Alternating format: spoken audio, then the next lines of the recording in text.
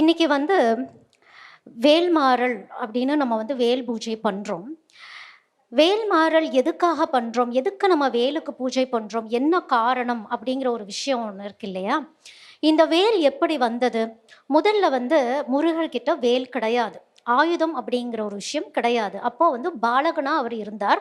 ஆனா, அந்த வேல் வந்தது எப்படி அப்படின்னு பார்க்குறப்போ, முன்னாடி சுவாமியா இருந்திருக்கிறார். எப்படி சுவாமியா இருந்தார்?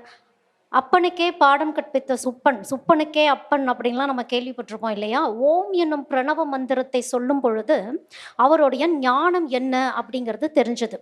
அப்போ நக்கீரர் வந்து திருச்செந்தூர்ல போய் மாட்டினார் இல்லையா? 999 பேர் மாட்டி இருந்தப்ப, 1000வது ஆள் வரப்போ சூரபத்மன் அவரை வந்து விழுங்குறதா இருந்தது.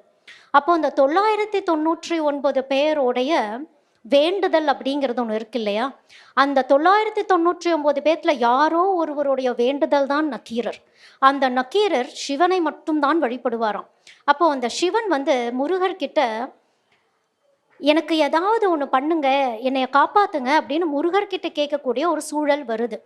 முருகருக்கு காப்பாற்றக்கூடிய திறமை இருக்குது. ஆற்றல் எங்கிருந்து வரும் அப்படின்னு பார்க்குறப்ப சக்தி வராங்க. சக்தி இல்லையேல் சிவம் இல்லை அப்படின்னு நம்ம சொல்றோம் இல்லையா? இந்த வேல் அப்படிங்கிறது சக்தியை குறிக்கக்கூடியது.